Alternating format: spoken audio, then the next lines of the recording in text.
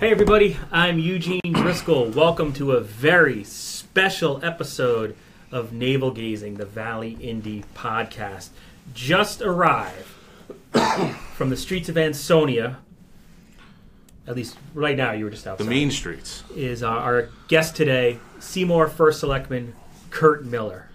Always a pleasure to be here with you, fine gentlemen. Yeah, we really do appreciate you coming down here. Then over on the other side of me is Ethan Fry. I don't know if Ethan can even be seen. Yeah, I just cut into the shot for a second. Okay, but so I'm monitoring the. Am I on camera, or did I waste? Should I not have wore a tie? You are completely on camera. So good thing I wore a tie then. Ethan's got to speak up probably if he speaks. But really, Ethan today is going to be our camera person and our producer, essentially. Make sure we stay online and all that kind of good stuff. So, like I said, our guest today is Seymour First Selectman Kurt Miller. Can I add something about our producer? Or am I cutting you off? Let's go. I mean, I only had, 8 pages of stuff. Let's go. We have plenty of time. No, I was in the city of Shelton, and I saw this person that kept running by me. That seemed to be doing laps. From the police? Oh. And it was our runner friend over there. He's getting himself in the shape. He was concerned about some holiday pounds he had put on. And he was out running hard in the cold. Compensating for the eggnog and beer, pretty much. A lot of work to do still. I was proud of him out there working hard. Thank you. It's had no effect on his personality. He's still pleasant. Also joining us in a couple of minutes, in about 9 minutes, will be Jennifer Magri. Am I saying her name correctly? Yes. All right. Just want to make sure. And she is the relatively new chairperson of the Seymour Board of Education. Yeah, longtime member. Just became the chair in this year. So we have a lot of Seymour news to talk about in the next hour or so. If you have any questions for the First Selectman, anything at all related to the town of Seymour, feel free to post your question in the comments section. What we'll do is after Jen calls in, we're going to talk about some Seymour school budget specific issues. And then when we're done with that, we'll look to see if there are any questions you have, and we'll pose them to the First Selectman. So I wanted to talk about first the Seymour school budget with the First Selectman and Jen Magri when she calls in at 12:10. Then I wanted to answer your questions, or to have the First Selectman answer your questions that you can post right now.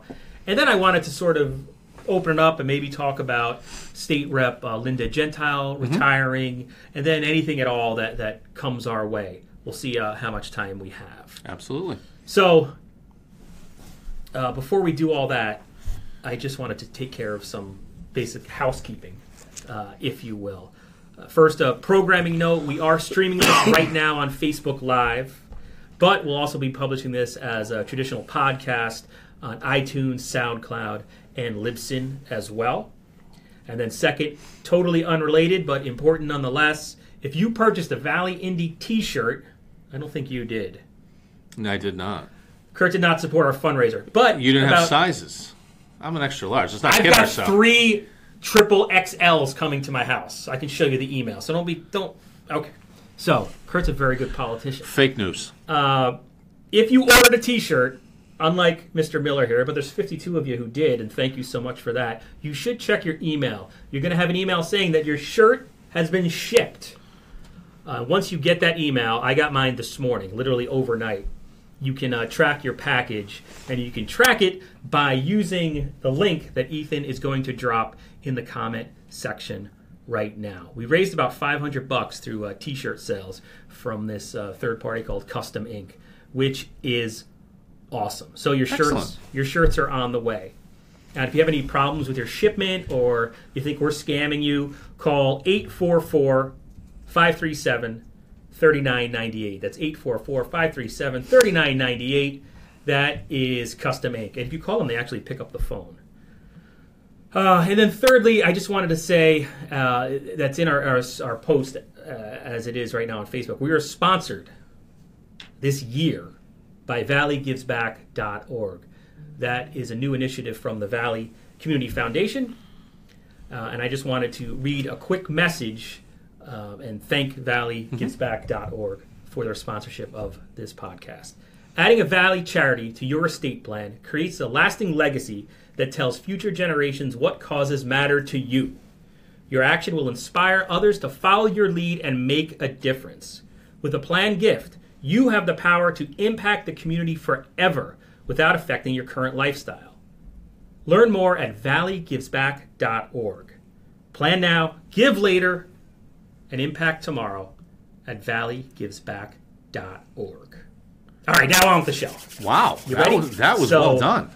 I know, I'm nervous. I mean, about dramatic that, too. pauses. I feel like we're in the big time. That was well produced. Thank you. That was a nice Thank job. you very much. I promoted this on Twitter by saying if you're into like news shows with less production value than cable access, this is the news program. This is the meat and the potatoes. There's no flash here. It's all information. No. Pure American local news. Firsthand. So first I wanted to talk about Seymour's budget, and I guess the school budget specifically. And again, Jen Magri from the Board of Ed will be calling in a few minutes. And I've exchanged emails with the Seymour school superintendent, Mike Wilson. He's out of town, I guess, or maybe he's at a conference. Yep. So he couldn't come on, but we've exchanged emails to talk about, I mean, there were layoffs last month within the school district. Mm-hmm. And so first I thought if you could just explain, and obviously the state budget process last year was unlike anything that I've ever seen. Correct. I haven't been in Connecticut that long. If you could sort of give us a rundown of what got us to last month's meeting where the Seymour Board of Ed laid people off. The current fiscal year that we're in for the state of Connecticut, when we created our budget for fiscal year 18, which is what we're in now, we used a certain set of numbers that were provided to us by the state. At that point, if you remember, because we talked about this a lot, and this was a budget approved by voters last May. Yep. Building that budget, we put certain assumptions in that there will be cuts in state funding. And remember, we talked about Seymour was prepared to be able to handle somewhere between $800,000 or $900,000 in cuts. With Seymour, both the town and the school district? Right, so just when I say Seymour, I mean globally, both budgets. Seymour received the 18th largest cut in state funding. So we received cuts of about $1.9 million to date, and I expect there's going to be more cuts coming down the road. So we had about $1 million shortfall that we were unprepared for. Couple that with special education costs, and we can do the best job we possibly can in estimating those. But as special needs students move around, from place to place with their parents, just normal moving around of families, we become responsible for that child as soon as he or she moves into the district. We were running somewhere between $400,000 and $500,000 over budget just on special need costs. So we had to make some decisions as to how we would close these holes. And then special education, I'm sure people probably know this if you're taking the time to watch this podcast, but special education costs can become very expensive because if a child needs to be sent outside the school district, correct, because the school cannot educate them properly, right, due to challenges or what have you, the school district has to pay for transportation and tuition, and that's pretty much what drives up that cost, and it's hard to predict from year to year. Right, and every child in Connecticut deserves the right to have the best education that they can get. So some of these kids, unfortunately, we can't educate within our own school, so we do need to send them out, and it could get expenses upwards of $100,000 or more per student. So while we would, you try to plan and you try to budget for these, if you get 4 or 5 that come in, move into Seymour in a year that are unexpected, it puts a huge burden on the budget. So and there's a whole larger issue of the federal government not doing enough to reimburse towns for those expenses. Absolutely, but I guess that's probably, I don't mean to throw you off track. No, but that leads to it. I mean, that burden falls entirely then on the taxpayers of the town of Seymour, and that burden puts stress on other parts of the budget.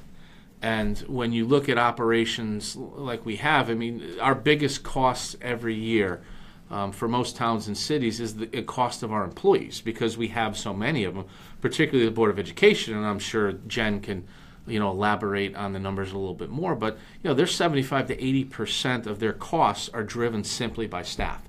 So that's salary and benefits. And when you have to make large cuts, unfortunately, that 20% that's left, a lot of that is fixed costs, whether it be utilities or needed technology, things like that. You can't make cuts there, and if you do, I mean, you ruin the education process for our kids. So unfortunately, at that point, you have to start to look at the employees. And you have kids in the school district too. You send yes, your kids to yeah, my daughter goes to Chatfield. So, the Board of Education looked at cuts that can be made that had the least impact on the learning environment for the students. And it looked like, according to meeting minutes that I looked over from last month, they had to cut $630,000. Well, then that was taken down to $300,000 essentially, or $630,000 was the number that I asked the Board of Education to contribute to roughly that $1 million hole that we had. And this is going to be most likely Jen Magri calling, so I'm just going to apologize for interrupting Kurt. But hi, Jen. It's Eugene at the Valley Indy. It would help if I actually answered the phone. Hi, Jen. It's Eugene from the Valley Indy. Can you hear me? I can hear you. All right. We are live on the Facebook. Thank you so much for joining us. Quite well. So right now at this point, Kurt was just explaining the dollar amount that needed to be cut from the Seymour school budget because of the state budget woes. And I had said $630, but you were clarifying that. Yeah, the $630 was the initial amount that I had asked the Board of Education to come up with. And they came up with that number, but then again, you had to add in, as we talked about, the overruns and special education cost. So when you factored that back in, they had to find other places to make cuts at that point, because that number still had to be paid. Now, if the Board of Education can't absorb it in its budget, then that just falls to the bottom line and needs to be absorbed overall by the budget. So, it's a right pocket, left pocket thing, but we have to stop looking at these budgets as right pocket and left pocket. It's the Careful taxpayers. not to bang on the table because it'll really be thunder. Sorry. It's the taxpayers of Seymour's money. So I'm confused though. 'Cause, and this is I'll fully admit this is where I am. There's lots of areas I'm an idiot in. I'm a complete ignoramus when it comes to school budgeting. Mm-hmm. So how much money did they have to? If you could break it down to the simplest, how much money did they have to cut when they met last month? The total cuts were in the neighborhood of $1 million. Okay. In total. Because I was reading the meeting minutes. I swore it said $630, and then they actually made $300,000 in cuts. Was I completely misinterpreting that? No. Well, it's $600,000, and then you have to subtract or add back in, I should say, the overruns and special ed costs. Okay. Oh, that didn't include that. Right. I was under the impression that was all included. Yeah. Okay. Yeah. So then, Jen, just turning to you as a member of the school board for a long time and an active person in the Valley in general, I assume this was not an easy decision. From what I understand, one of the things that ended up happening was you decided to lay off 13 clerical paraprofessionals. How did you arrive at that decision, Jen? That kept running by me. And that's Kurt. Sorry, I don't know how to make my phone stop. We have Kurt's phone. Jen, can you still hear me? I can. Yes. Okay, you're cutting off a little, but I had just asked how you arrived at that decision, and I assume it wasn't an easy decision, particularly right before Christmas. No, absolutely. This is never something that I want to do. I feel for the people that were affected. Unfortunately, over the course of my career, I've been on both sides of the discussion throughout my lifetime. It's never an easy decision. What happened is that the central office staff and our administration, knew that we needed to take a cut. This is very much a discussion that Kurt and the town was part of because we work very, very well together. So we went into this saying, what could we do that was least impactful to the instruction of our students? At the end of the day, had to take a cut. The proposal was cut clerical paraprofessionals, which was a classification of paraprofessionals. It was something that none of us wanted to do. We had quite a bit of discussion about it. Where this was presented to us, and tried to find other alternatives, and unfortunately were unable to do so. Yeah, and Jen, unfortunately, you'll probably like hearing this because who wants to talk about this live on a podcast? But your phone is breaking up, or it could be my end. We were hearing every other word, but what you said did come through, that it wasn't an easy decision to make, and basically that you had to do what you had to do to give the least impact, or to have the least impact on the kids within the schools. So instead of dragging this on, if the phone isn't working, I'm going to thank you for your time. I apologize for cutting you so short, but I also have an email from the superintendent that I can go over to sort of ask and answer these other questions that I have. So thank you so much, and I apologize. Would you like me to try and call from a different phone? I can try and do that. Well, now you're coming in. Now you're coming in really well. Okay, so I'll hang on and we'll see how it goes. All right, yeah, let me just ask you again, because you might have answered this already, but when I heard paraprofessionals at first, which I thought were teachers' aides that are tied to kids who might need special education, what is a clerical paraprofessional? Okay, so in Seymour, just to make it clear, we had 3 classifications of paraprofessionals. One was monitors, which basically just do lunch and recess duty. There were clerical paraprofessionals, which basically were people who helped with secretarial type tasks and may do some lunch or recess duty as well. And then we have instructional paraprofessionals, which are the people who work typically one-on-one with a lot of our special education students. And those are required by PPPs and IEPs to be an aid to a particular student. So there's 3 different classifications. We looked at those classifications and we eliminated the clerical paraprofessional classification. So it affected all paraprofessionals that were clerical in nature. And then in terms of, is there any chance that these positions can be brought back? I thought I saw something in meeting minutes saying that 13 workers that's a lot for the school district. I thought it said 3%, but that doesn't sound right now that I say it out loud. But is there any hope that as you've started this new budget cycle, these positions can be restored in any way? It is not something that was restored in the budget that was approved last evening. Unfortunately, as we continue to have to, become leaner, this is an area which we felt was something that, though these women absolutely were part of our community, we hated to see them go. It was an area, like I said, was the least impactful to instruction, which is why we ended up making the cut that we did. And then there is no plan at this time to restore that classification.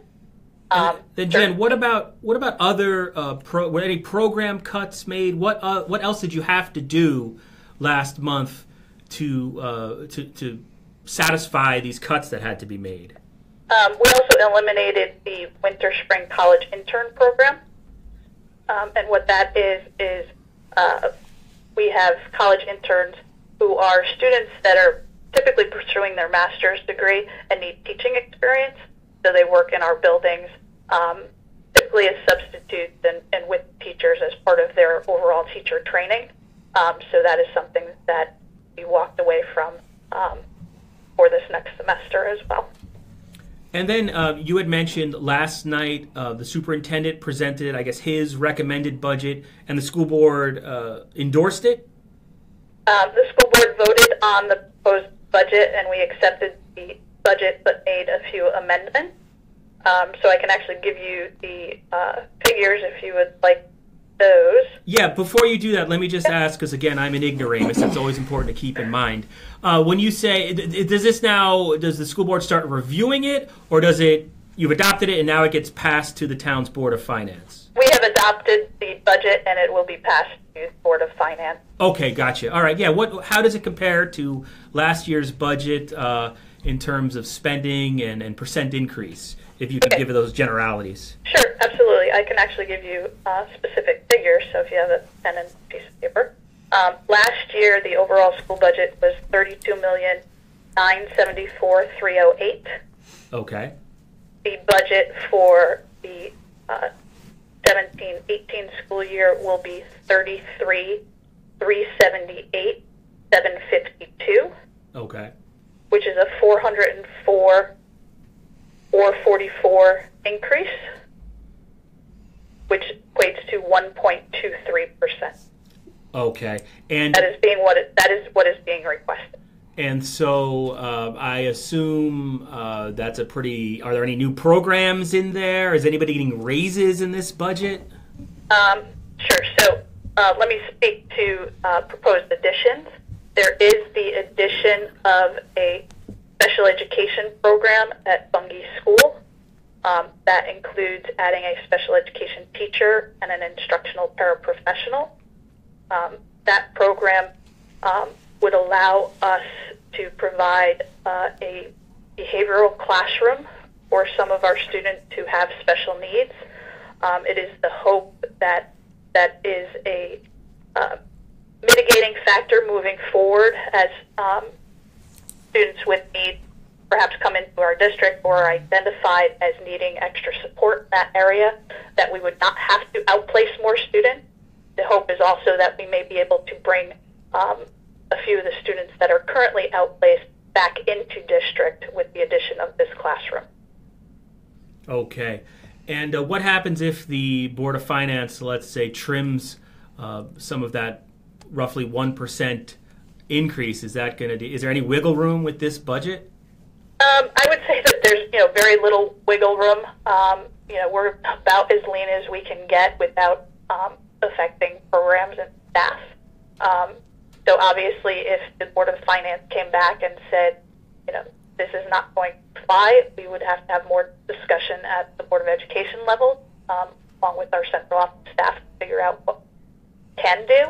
I'm relatively confident, and Kirk can speak to this as well, that the Board of Finance will be accepting of this budget. Whether the taxpayers will is, another phase that we have to go through. But we have worked side by side with the town because of our great relationship with downtown in developing this and making sure that our proposed increases are in line with what Kurt and the town are looking for to make sure that we can stabilize our mill rate and all that wonderful stuff. So I think Kurt can probably, add what I just mentioned.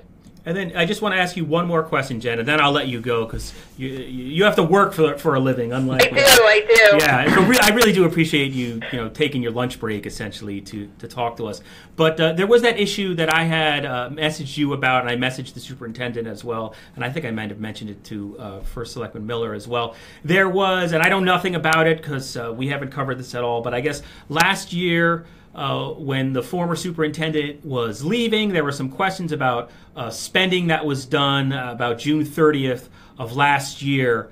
And the former superintendent wrote a letter saying, hey, and I'm paraphrasing this all, hey, these purchase orders were made for a lot of money, but they were made on my last day, and I was the only one there, and I didn't approve some of these purchases. Did the school board ever get to the bottom of what happened there? And had some of those purchases not happened, would we have not had to lay off people last month? Okay, sure. The Finance Subcommittee of the Board of Ed had met and discussed what essentially is our year-end encumbrance process. And certainly going forward, as part of that discussion, we're going to be receiving more information about planned and potential year-end purchases. With respect to whether or not what happened in the last fiscal year could have helped us with this fiscal year, that's not how this works. What happens is we get an allocation from the town for our fiscal year. That is the money we can spend within that fiscal year. We can't roll over money. As you know, we have no contingency fund. So that bottom line amount that we have made available to us is what we have to work with. So typically what happens is, anything that is a purchase, say, for equipment or maintenance or something that we can defer towards the end of the school year, that is what we do. Because you never know, to Kurt's earlier point, are we going to have another special education student then that we're going to have to take on the fees for? So we leave purchases to the very end of the year, when we know how much money we have left. I think some of the transition, with Christine leaving and Mike coming on, we weren't completely through that process. It would not have helped us this year because, again, that was for last fiscal year. And was there anything improper, or was anybody held accountable for some of those last-minute purchases? In terms, I know there was hurdles purchased for something like $14,000, just for people who are listening who don't know. And I think there was a shed purchased, and the former superintendent was saying, "Oh, I didn't sign off on those." Who did? Let me just get it straight. There was no shed purchase, so that did not happen. There were some things that were purchased that we have an open list of things that we need in the district. Sometimes we can buy them in a given school year. Sometimes they get for the next school year. So if we have some money at the end of a school year, we look at, what are the things the district has on its list of things that they would like to purchase, and we'll sometimes purchase those things in a year sooner or in a year later from when we initially projected them. So we did purchase, some hurdles, some tables. Those are all things that we needed to purchase, whether we purchased them last year or this year. They needed to be purchased. Okay, so nobody got in trouble, essentially, or was reprimanded? No. Okay. No, I think, we made sure that, moving forward, we're going to have a lot better communication about this, so there isn't confusion and some of us saying, why is this happening versus something else not happening. So we are confident at the board level that we have addressed, the process. Now that, we have a new superintendent, this is how it's going to work. Here's how we're going to find out about these things, so that, we have a voice in the process at the end of the year that says, okay, these are the things we think is important. Are we on the same page? Okay, Jen, thank you so much again for taking the time to come on and talk to us today. I really do appreciate it. You're quite welcome. Have a great day. All right, you too. Okay, bye-bye. All right, so that was Jennifer Magri. She knows her stuff. I know this is the longest Kurt Miller has ever sat in one place without having to say I enjoyed that a little bit. The only thing I'll add there was that the superintendent had sent me an email. I had asked him how much cost savings did the school district realize after laying off 13 employees. And were these full-time employees, do you know? Were they... Yeah, full-time employees. Wow, okay. I mean, they work the school year. Right. So, I mean, they get the summers off like the kids do. Normal, but they work the okay. full school year. So, yeah, full-time employees. So since this took place as of December 31st, that was their last day, the total cost savings was approximately $212,000. And obviously, you have to pay unemployment. That's factored into that number. Okay, gotcha. Yeah, so that's the net number. And then just in terms of, obviously this is more than a number. These are people, Yep. Probably a lot of people who A lot of Seymour residents. live in town. Yep. Is this the most, I don't remember since we've launched, since we've been around, we launched in 2009, of something like this happening. Is this sort of the most... This is the most... This is severe, I guess. It's the most layoffs that I remember us having in some time. I can't say if it's the most we've ever had, but it's the most in my memory. Since you've come in you've been 6 years. It's the first time we've really done any major layoffs at all in the 6 years. But I'm just thinking back as long as I've been involved, probably 15 or 16 years now. So now I know, the other thing that I saw in those meeting minutes was that you scheduled a sort of Seymour Summit. It was billed as, I guess, for right before Christmas. Yep. So how do you prevent this from happening again? Or at least what can the town do? Because obviously, Jen had mentioned that you're in on these meetings. You were at the meeting last night, or no? I was unable. I was at a different meeting last night. But the town really is. It's not like in some towns you go. It's like the school district's over here and the town is over here. No, not and at then all. at budget time they meet at May. Right. So what are you doing? What was the Seymour Summit, and what are you doing to prepare for what could happen again? The Seymour Summit, I brought together a lot of the senior department heads, chairman of the Board of Finance, superintendent. We met for 2 days off-site, and we essentially went through the budget top to bottom, working on not only fiscal year 18, but preparing for fiscal year 19. We brought in our auditors. We brought in a lot of our larger financial vendors. And we just spent the 2 days going through the budget, looking for ways, number one, to make the 2018 budget, the one that we're currently in, a little bit more palatable and getting us through it. And then, the table. I know, I keep I'm tapping. sorry. This microphone is so sensitive. You would think I was Italian, the way I wave my hands around. And then working on somebody's calling the us fiscal now, but year I can't 19. Take the call. Sorry, Cyprus, you're spam anyway. Yeah.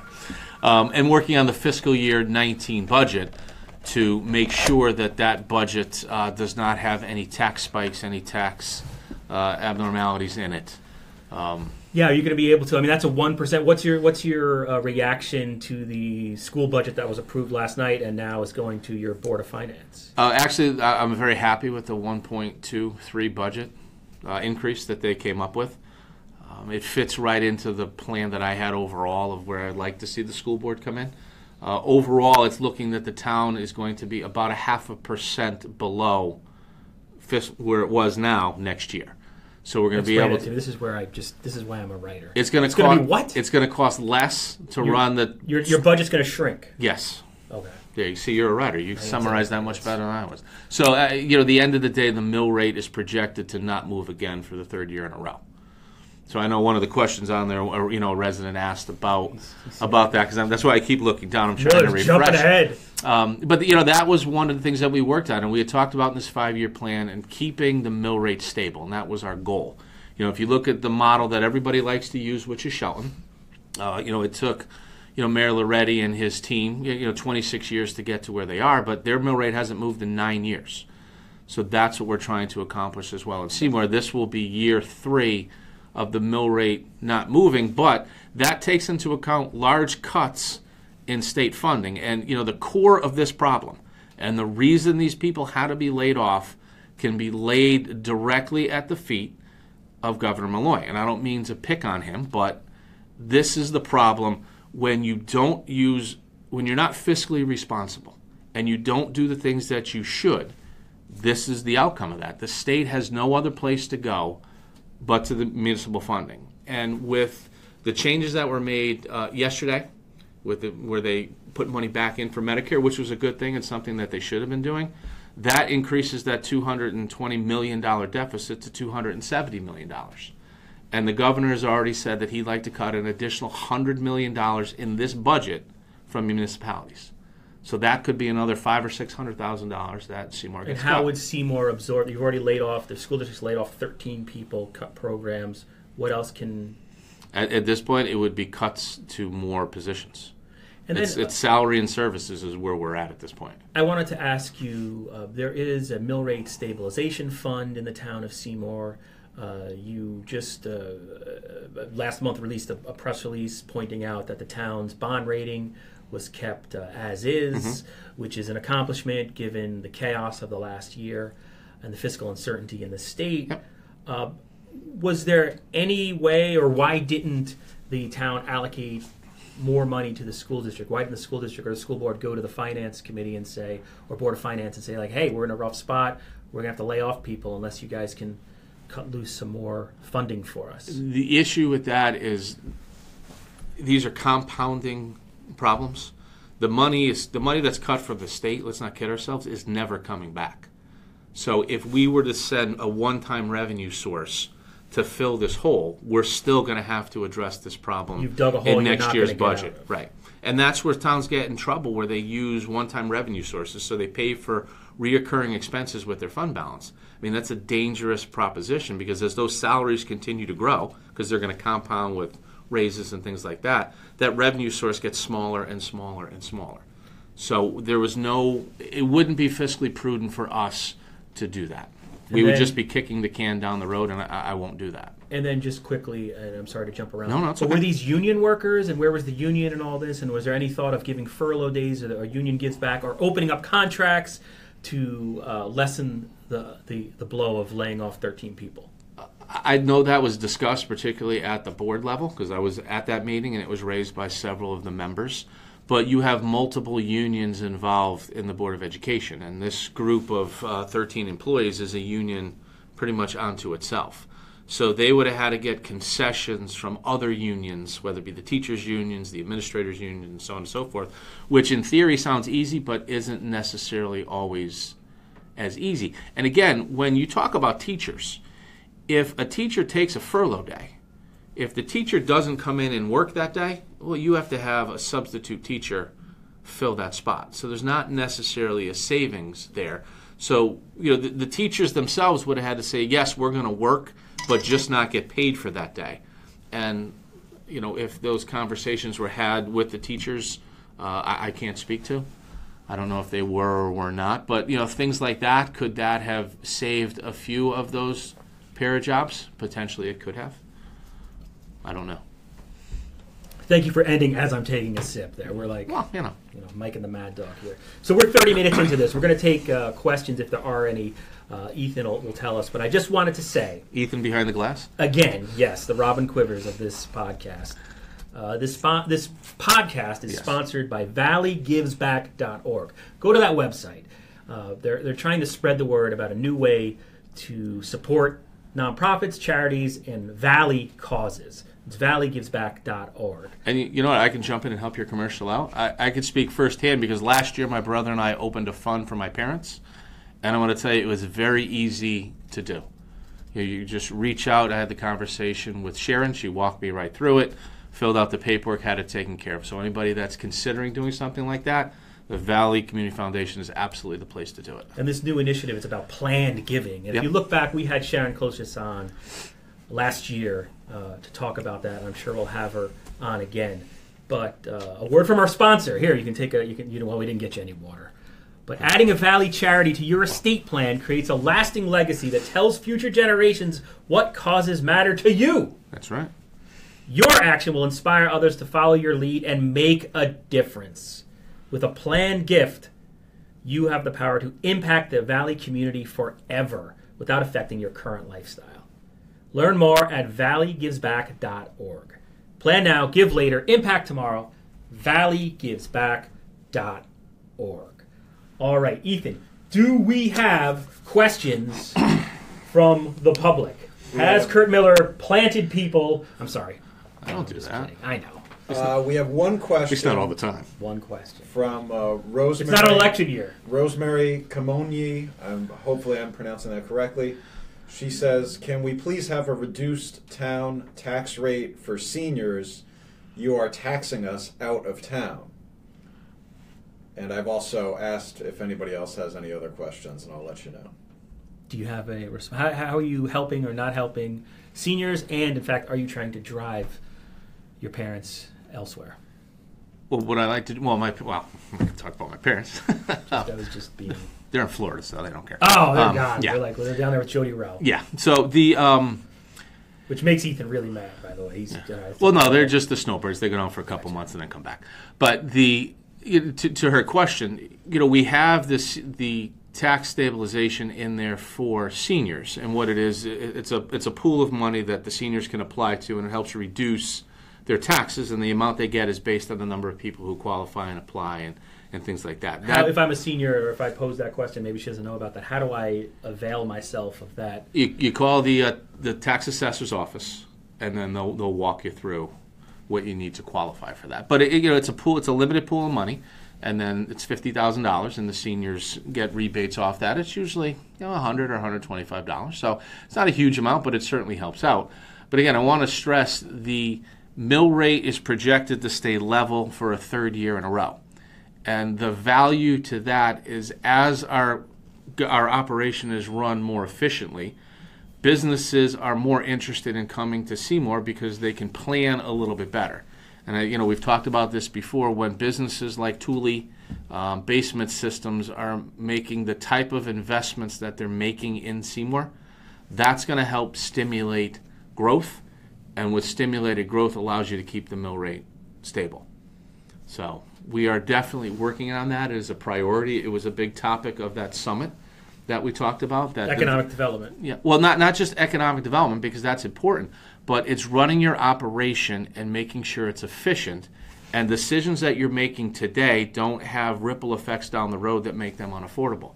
And what we've seen in the past is, and the state is notorious for this, it makes a decision on what it needs for the budget that it's currently dealing with and doesn't think about budgets down the road. I mean, we have a projected $3 billion deficit for the next biennium budget, which they're not even worried about addressing. We're trying to address not only the current budget, but budgets down the road to make sure that there's not these large spikes in the mill rate. That's why we've been able to keep it stable now for 3 years. And speaking about your running for a state treasurer, have you... I have an exploratory committee for statewide office, and I have not committed to any office as of yet. Because if I were to agree to what you just said, that potentially Nice. could be considered that I've announced for a particular office, and that could get me in trouble. Have you have explained to me, because we're, again, I'm an ignoramus, especially when it comes to these state issues. Yep. You're raising money. I am raising money, yes. How is it going? Yesterday we had Mayor Boughton, one of your Good friend of mine, yes. good friend of yours, over in Danbury. Yep. He threw his hat into the ring. He did. Yet again. He was also a guest on my horror movie podcast. I'll just throw that out there. I don't know if he knew that or not. But how is the fundraising going for you? What's your magic dollar? When do you have your big... Where did J.R. Romano come down and pat you on the back? And when does all that happen? My goal in December, because I've had the exploratory committee open for about a month, was to raise about $5,000 just to get some seed money in place to take care of some small infrastructure things, website, things like that. So we were able to hit that goal. I had said that by the second or third week in January that I would make a decision as to which office I would be running for. My primary focus... Or not run? Or not run, yep. Over the last 4 or 5 weeks has been just reaching out to RTC chairs, party elders, people that are involved, and kind of gauging the level of support that I would have, gathering opinions. I will be moving forward with a statewide run, and I'll be announcing probably the end of next week specifically what office that will be. Once I so you are going to run. I will be moving. That's I will be going for it. I will you're definitely be running for office, in statewide office in 2018. And I'll announce that probably the end of next week. Once I make that announcement, then the fundraising will begin. It'll be a serious effort in fundraising. And so you were just elected, right? Just this November you were elected to your 4th 2-year term. Correct. So you're going to be, at the end of this year, you'll have completed one of your 2-year term as Correct. Seymour First Selectman. Okay. Yes. So you're giving Seymour the high hat, possibly.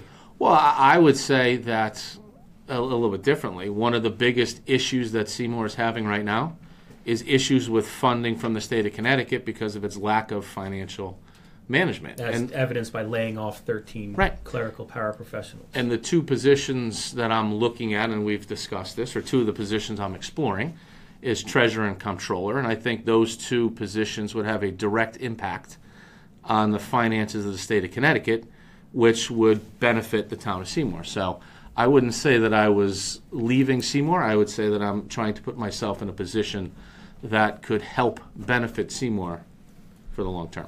And then and I know I've asked you this before, so I apologize if I'm repeating myself.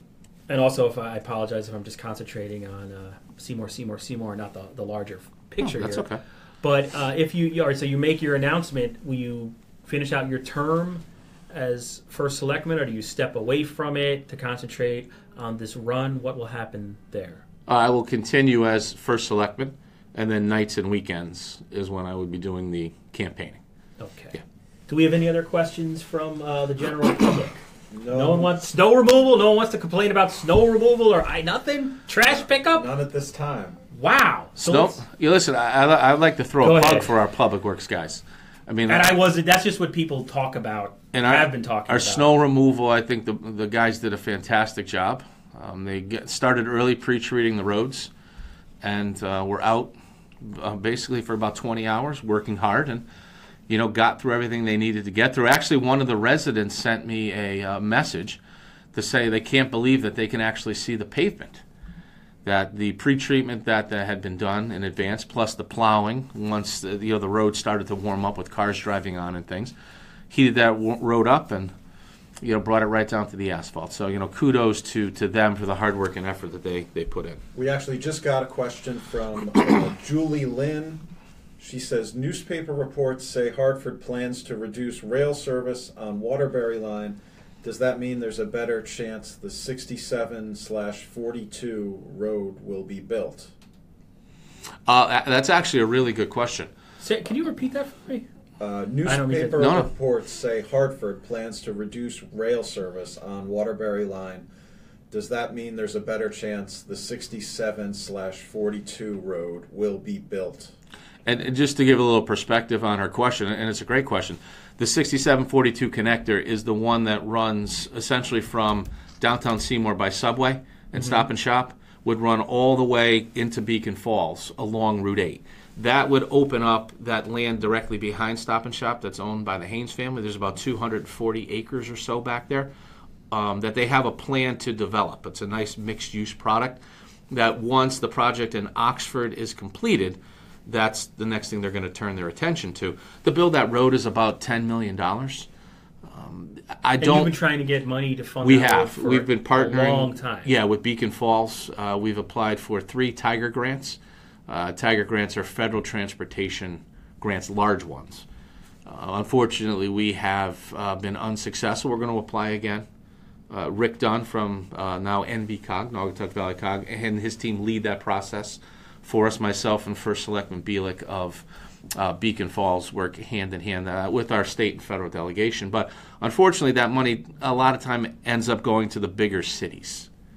Waterbury got one. I believe New London has gotten one in recent years. So, but to answer Julie's question, no, I don't think it'll have any impact on that.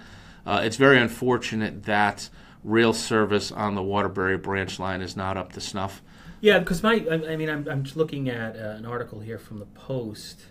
I saw that they're talking about increasing fares because we just had Jim Gilday on a few weeks ago with Rick Dunn, and we've been talking for years now about the services that's supposed to be coming to improve the Waterbury branch and how important it is to economic development. And now we're just now we're going to build a road into the woods? Well, no. The road, the connector between 67 and 42 is simply a benefit for Seymour and Beacon Falls. Mm-hmm. So that would be a huge push to economic development in both towns. That really doesn't necessarily benefit the corridor as a whole, because the corridor as a whole is looking at getting someone from Bridgeport right up to Waterbury on a lot more frequent basis than they're able to do now. And because of the way the rail is set up, you can't have trains going up and down at the same time like you can on a lot of other lines. Mm-hmm. So we need to make investments in that infrastructure to change that. With the increase to the fares, that's coming to the problems that DOT is having because of the budget crunch. The transportation lockbox we were supposed to... Which, is about as safe as throwing a $100 bill or $100 bill out your window. There's so much pressure on... What are you trying to say there? If you threw a $100 bill out the window and let it blow in the wind, somebody's going to take it. So this is Ansonia would be walked back up here within minutes, and they would say, "Sir, you dropped this." I just don't want to upset Mayor Cassetti. No, you don't want to upset Mayor Cassetti. He's got a nice right hook. But the issue with the fares is because of the problems DOT is having, mm-hmm. and their inability to fund. So they need to increase revenue streams that are coming in. That's why there's an increase to fares. That has no impact on improving the line between Bridgeport and Waterbury. Okay. Well, I can't imagine asking people to pay more to ride a train that never comes. Well, that's... government. We have another question from Jeremy Kitless.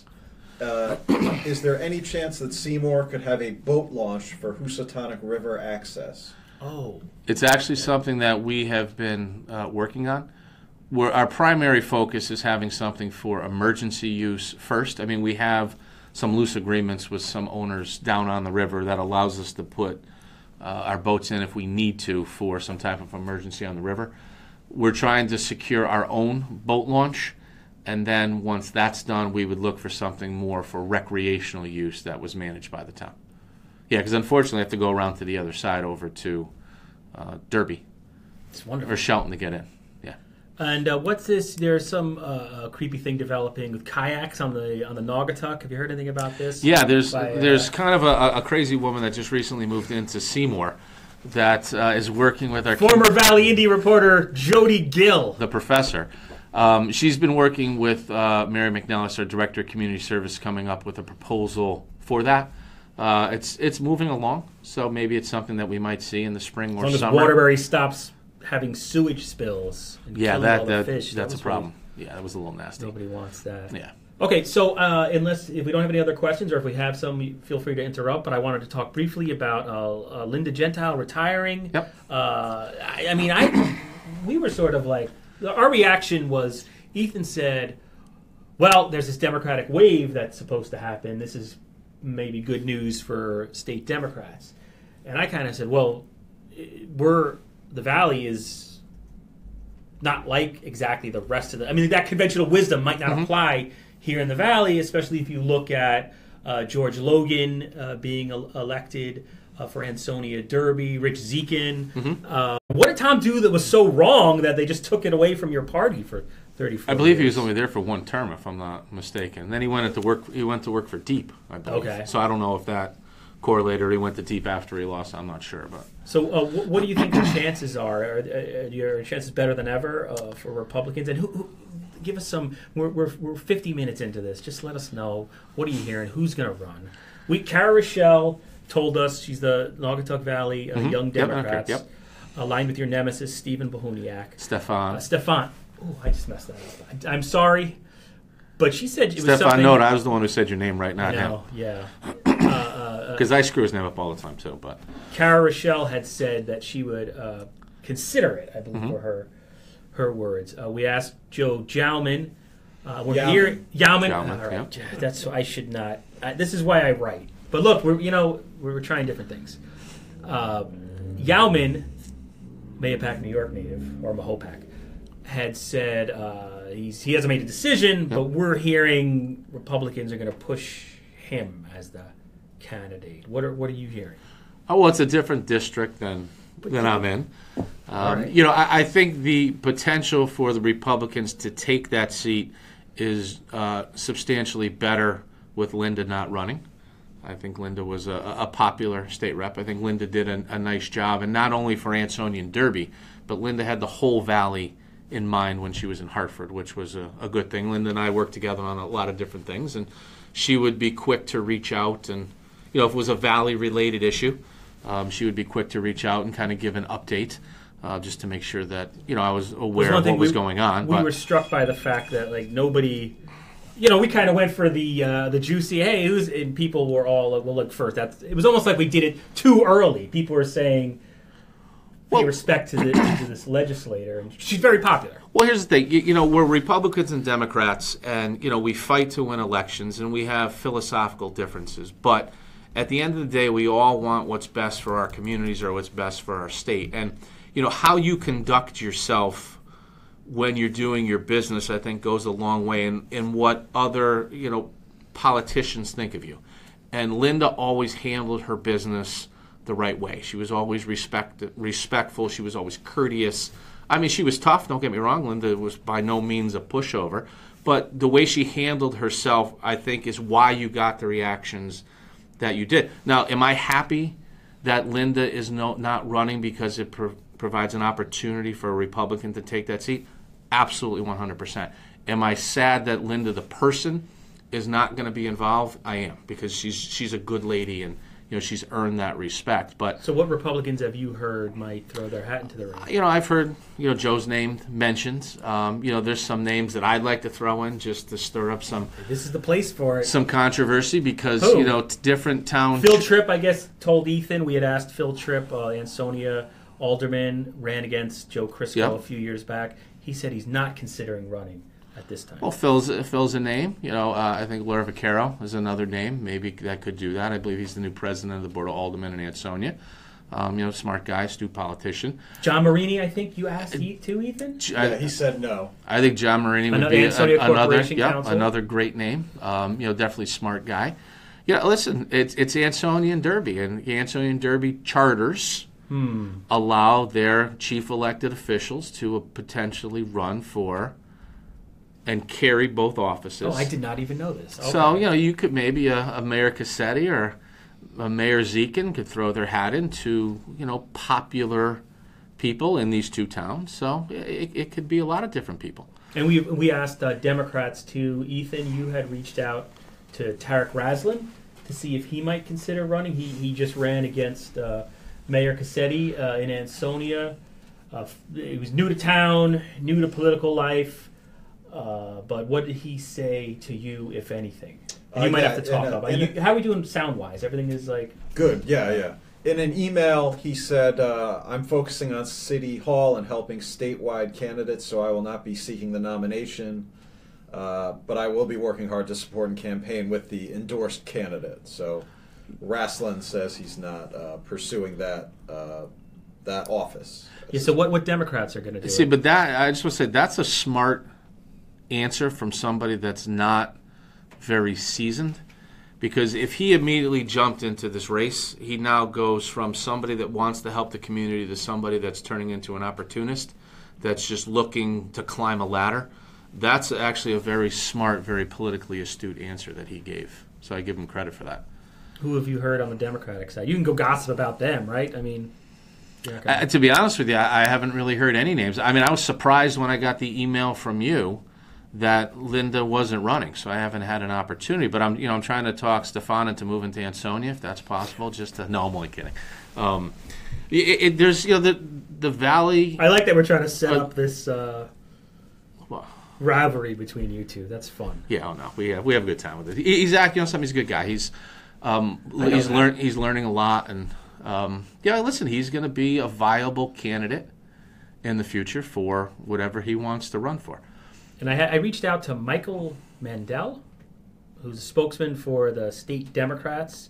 And we meant to do this for the story, but he got back to me after we had already published. But, he thanked Gentile, said she's been a great leader, a great representative for Ansonia Derby. And he said this year will be a strong year for Democrats because our grassroots momentum has been growing since the municipal elections. With the right candidates, we can elect strong Democrats who put the interests of their constituents and our state ahead of the interests of their party. One thing CT Republicans can't do or haven't been able to do. I don't believe the premise that the GOP is stronger in these communities. I just believe that local races are always defined by local factors. Because I had said that there's this GOP resurgence happening in Ansonia and Derby and was already strong in Seymour. Well, he said, he, for a professional spokesperson, he said something in the beginning of his statement and something the complete opposite at the end of his statement. He said that there's this big Democratic wave that's coming, but you can't. Well, that was Ethan. Oh, okay. Because I was going to say that he said two completely different things. We were just repeating. Listen, local conventional wisdom. Local races, mayors and first selectmen, a lot of times are based on local issues. There's not a huge correlation between what's going on nationally and a lot of times even statewide with these local races. You can get picked off because I believe it was the woman in, I think it's New Fairfield. There was an issue with parking for, they have a state pond or a state lake. And Squants. That was a big to-do, and that ended up being her downfall. The mayor of Bristol had some issues, personal. And, I think that's what led to his downfall. So I don't necessarily agree that there's any type of Republican or Democratic wave and then Michael Mandel continued. I certainly do not think that was reflective of an electorate that believed, and this is commenting on the fact that Ansonia Cassetti won by a landslide and Zekin unseated Democrat in Derby. And Mandel said he didn't think it was reflective of an electorate that believed the Republican way of doing business, which he characterized as ripping health care away from the middle class, supporting a GOP tax cut that hurt communities like Ansonia and Derby across CT in order to support the GP donor class. I'm trying not to laugh at this comment. But he segues into the national picture here. That's the thing, because he does it as a representative of the Connecticut Democratic Party. He's going to do everything he possibly can to take your attention away from the train wreck that is Hartford. And that rests squarely on the back of... I thought you were going to say the president's Twitter feed. No. That rests squarely on the back of Governor Malloy and the Democratic-controlled legislature for the last 30 years. They can try to shy you away from that by saying all these things about Donald Trump this and Donald Trump that. That's not what the problem is. The problem is the policies put forth by this Democratic-controlled legislature and blessed by Governor Malloy are our problem. And if you look at the change to the Connecticut legislature over the last 12 years, it is completely opposite to what he's saying. What he's saying is complete fantasy. Now, the residents of the state of Connecticut, now you got me rolling. Yeah, the residents of the state of Connecticut have slowly over the last 12 years said to this legislature, enough is enough, and what was a huge supermajority and a tiny minority is now basically even to the point where the Senate is deadlocked. And I fully expect that both houses are going to flip Republican in 2018. So even if, now I know probably Ethan wants to get in on this, and feel free to. Yesterday President Trump talked about immigration, and he let the cameras in for about an hour and basically let reporters and the public see how the sausage is made. And there was some talk, he wanted to show people essentially that he's not crazy. Right. Do you think? And I don't know if that was what he was doing. Right. That's just what I've read. We had talked about President Trump when he was a candidate, Yep. or then just the reality show guy. And I had said, personally, I didn't think he was fit for office just because I listened to Howard Stern and I wouldn't vote for a whack packer. And but he is the president now. And he just this week Bannon split with them. It's always like one drama after the other. It seems his Twitter feed can be problematic. Yeah. But is there a point where local Republicans or state Republicans have to be accountable for what he's doing? Does it hurt you as a Republican, and do you think it hurts your party's cause in the state? I mean, is it a legitimate distraction from Governor Malloy's mishandling of the state? And will more Democrats come out in the midterms to say, aren't they more motivated? Aren't Democrats more motivated now because they've got what they feel is a madman on Twitter challenging the madman North on Korea Twitter about the size of buttons? Who's been there for 12 months. Less than 12 months. Do you think he's the cause of the financial crisis that the state of Connecticut is in? I'm just a reporter. I don't know either. Absolutely not. Think. But that's what the Connecticut Democratic Party will say over and over again. They will point to Donald Trump's doing this and Donald Trump's doing that. What impact does the last 12 months have to do with the fiscal crisis that the state of Connecticut is in? That was not created over the last 12 months. That was created over the last 40 years of bad decisions by their Democratic-controlled majority. There were Republican governors for a lot of Understand, Roland and Rel. What can a Republican governor That's what do? Democrats would say. If they have a veto-proof majority, which they did for a lot of those years. Now, listen, I'm not absolving Governor Rel and Governor Rowland because they made some mistakes on some of the contracts. Rowland. That aside. Other than being put in jail. Yeah, other than going to jail. Oh. But some of the contracts they negotiated, I think, were bad deals, and I would absolutely agree with that. But the Democratic legislature controlled the agenda. They controlled the votes. They controlled the policy for 40 years. And now, suddenly, they're going to say that over the last 12 months, that President Trump is the cause of all of this. That's just being disingenuous to the residents of the state of Connecticut. And this is the reason why, over the last 12 years, they've been slowly, their majority has gotten smaller and smaller and smaller, because people are losing trust in their ability to make the appropriate decision. And then just switching gears a little bit. Oh, this is fun. But talking about a national... Still, I wanted to keep it on Trump a little bit. Okay. People might be going nuts now. I want to get the Trump doll down. We have one last question. People hate when... It's a local question. It wouldn't be a Seymour podcast if there weren't a question about Tri-Town Plaza. Yeah, I was going to say that. Julie Lynn asks, has Mr. Spector... that will never be developed. Let's put it... every time you've been on here, they're going to tear it down. They're going to put up reeds.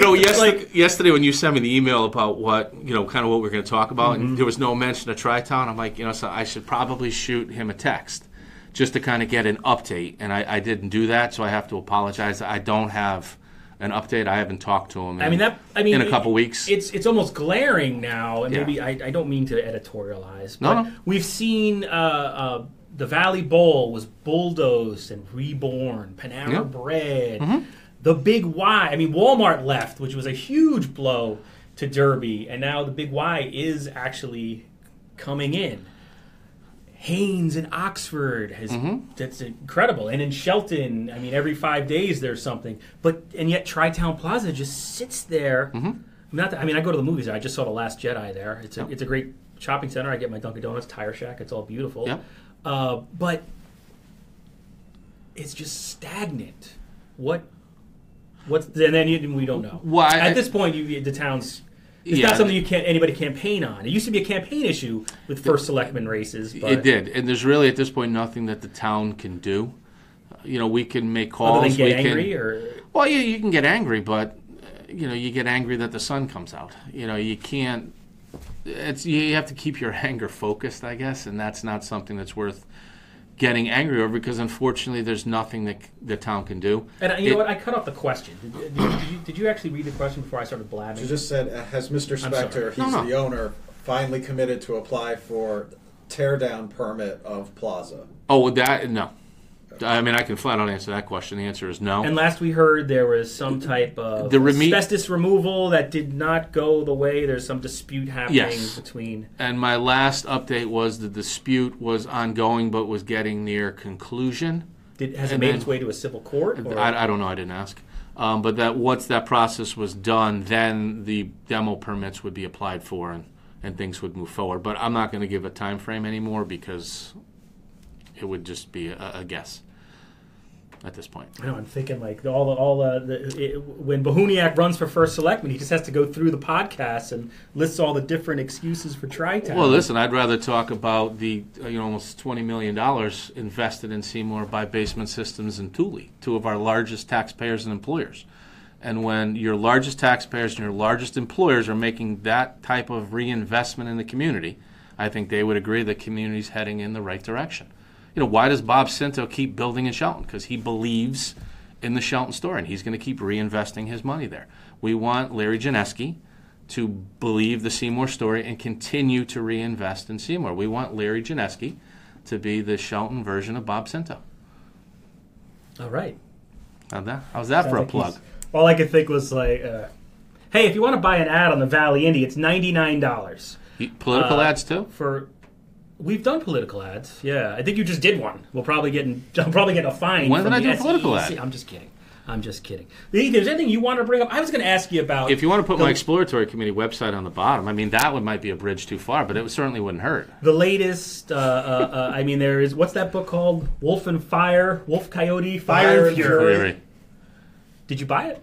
Not yet, but I'm going to read it. Do you think? I mean, there's this whole debate as to whether it's true or not true, or what's your reaction to what's happened the last week in Washington, D.C. in terms of Fire and Fury, in terms of Steve Bannon defecting or being booted? I love how like the Mercer family, the mainstream media is so biased, and that you have a guy installed by rich people who gets booted the minute he goes against the family's line. Anyway, that's not journalism. Well, that's all I have to say.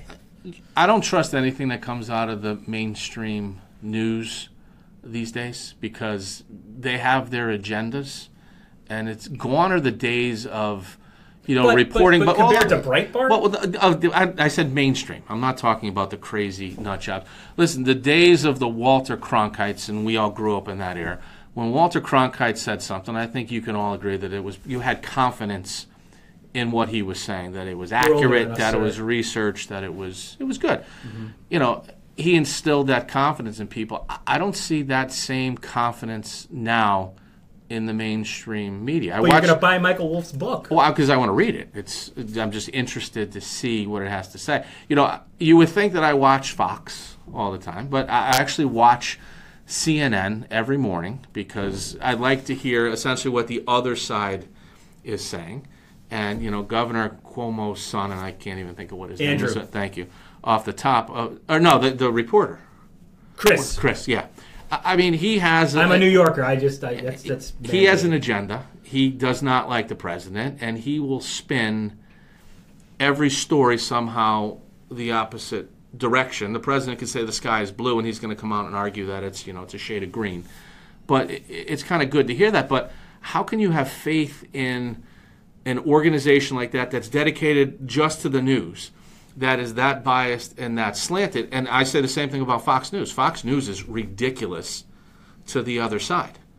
So, where is that center ground? Where is that place that you can confidently say, yes, I'm getting the best possible news that I can, that's accurate, that is unbiased, that's vetted? I don't see any sources. Yeah, what do you consume? Like what sites do you for national news? What newspapers do you read? What do you hit up? Honestly, I don't really read the newspaper. I do all of my stuff online, and my favorite stop is the Valley Indy. just to throw that plug For in your there. Steve Bannon For my news? Steve Bannon news. But, I'll go to Yahoo, I'll go to, MSN, those places. Okay, and so see you're the going. big, You're kind going of for, the those are major, AP, Reuters, right, the major Wire feeds. stories. Okay. But then I do try to watch, like I said, CNN. I do try to watch Fox to get a balance of the two. And then I like to think that I'm intelligent enough to make my own decision, that I'm not. And you know, separate the. I'm not a blindly follow President Trump guy. You're not like a I rabid partisan. Never was. Never. I mean, I'm a very liberal Republican. I mean, that's obvious. But I don't, just because the president says something, I don't necessarily think it's right. I don't think it's correct. I treated President Obama the same way. Just because he said something, that didn't automatically go to that's wrong. So you have to listen to what everybody's saying and form your own opinion. But I don't have the trust in the media that I did back when I was a kid. I do I've started to watch. I mean, I swore off cable news for decades. I mean, I watched cable news when Wolf Blitzer and Bernard Shaw was hiding under the desk. Yeah. When the bombs fell Yeah. in 1991, when I was like a junior in high school. But then, like somewhere around OJ, I think it went off the rails. Like the OJ trial, it just sort of everything news went off isn't the news rails. anymore. It's all entertainment. Yeah. But I've brought myself, because I'm not I mean, I'm an independent. I don't really have. I don't consider myself partisan. I voted for both parties, but I'm not a fan of President Trump. He just offends me personally. Right. Just the way he doesn't have respect, and he never has. And I grew up in New York, and you always knew Trump was always just kind of a cartoon character. But to watch. So I started to watch Joe Scarborough because I like the fact that he just wakes up every day and just beats up the president. But man, you can only take that that's what I'm for saying. so much. When I was watching on Thursday or Friday when the book came out, just to watch all these guys were doing. First of all, there would be no cable news if it wasn't for newspapers, because they just read the newspaper and then they just pontificate like I am right now, which I guess is totally hypocritical. But they just for an entire day were reading excerpts from the guy's book, just the entire day, and it just kind of lost any sense of, just decency, let alone fairness. Right. So it is, but I feel like that's where everyone is getting their information from. Mm-hmm. It's all Logan Paul. Yeah. How many viewers do we have right now? This 15. Rest my case. Because you stopped talking about Seymour. David Serrata said on Twitter, if you... Who's that? He works for the IV Times, I think, International Business Times. Did a lot of reporting on the tax bill late last year. But he's pointed out repeatedly that if you took all the money being paid to pundits... You're not even on this. I'm sorry. Yeah, it's just my voice. Okay. For if you just took the money paid to like pundits and stuff on cable news to just talk about the same things repeatedly and invested that in actual investigative journalism, maybe that would be better spent than just. But somebody's watching all of this. Right. CNN. Yeah. Well, people are getting thing. what they want. So and that's what we. Yeah, that's it's just like a feedback loop essentially. So it's like everyone says they want positive news, but they don't read the on our website they don't read the quote positive news. It's the traffic jam and the house fire. But anyway, now I'm depressed. And I guess we'll end on that note. Is there anything else you wanted to add? Any Seymour news? You have a habit, Ethan and I feel, and again, this is our opinion. You'll come on our program, you'll talk for an hour and 15 minutes, which is great. And then, like, tomorrow, there'll be some big announcement, or I'll read meeting minutes, like, Big Y is coming to Seymour. Is there anything at all you want to get out to them? Any news? Nothing that I don't want to save until next Tuesday's Board of Selectmen meeting. Because I would love... Yeah, your agendas are like public comment, then like Selectmen's report, and there's just no way to... They're also... It's listed out exactly what's going to happen in the meeting. It's not a secret what we do. But it doesn't say like Selectmen's report, and here's the items I'll be hitting on. Poop on the greenway, dog poop on the greenway. It's just kind of general. It's my report. And it depends on kind of what's happened over the last couple of days, and that's what I have to let the selectmen know and give them updates on things. So what's going on? What are you going to tell them Tuesday? What's your report? I'll primarily talk about the budget and where things stand. And we still have about a $300,000 hole in our budget that we're going to need to work on closing. So I'll give them an update on that. And, so we have some retirements coming up in town. Our police chief is... Police chief. So that'll actually be as an agenda item Our town council will be coming in to talk to the Board of Selectmen. I'm going to invite the Board of Police Commissioners, and we're going to talk through the process of replacing the chief, so the mechanics of what the Board of Police This Commissioners going to be has a public to do. discussion, or are you going into executive session? It'll be in public. Okay. It'll be between the board and the town attorney, and then the chairman of the Board of Police Commissioners, assuming he can make it. If not, then I'll have the next night is the Board of Police Commissioners, so I'll go to that meeting then as well. But we just want to put the process out just to make sure everybody understands what needs to be done, who's responsible for what. Try to be as transparent as possible. This is something we haven't done in Seymour in close to 30 years. So we just want to make sure that we have it correct. Everybody's on the same page, and we move forward to be able to replace the chief by his retirement date of June 30th. Our town clerk. This year. Yep. Our town clerk is retiring, Sue DeBarber, at the end of February. So we'll be working on that. And then in our assessor's office, our assistant assessor, Priscilla Altarelli, she's retiring as well this spring. So we'll be working on her replacement as well. Okay. Well, and are you going to John Carpenter Night 2 at the Strand Theater February 10th, Saturday? I will be unable to attend. I have a previous engagement that night.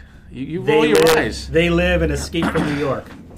But I promise I will call Mayor Boughton will be there. Mayor Boughton will be there probably. I will call you next Friday at 9 o'clock in the morning. Can we make it Thursday? And I will give you the announcement. Oh, right. I forgot. See, that's the thing. I give you teaser news, and it goes right away. Seymour. I keep getting my your. I was just talking about Ethan. I think I got to go see a doctor. But all right. If you go right down South Main Street, at the end of South Main Street is this town called Seymour. Mm-hmm. So if you wanted to, swing by it sometime and see what's going on, we'd love to have you. I'll give you a little tour of the town. Maybe give you a Town of Seymour mug or a sweatshirt or something. Listen, there is a world outside Ansonia and Derby. You could advertise $99 a week. What I don't. That's my father owns a business. I'm an indentured servant. Trust me. Trust fund kid. All right. Trust fund kid.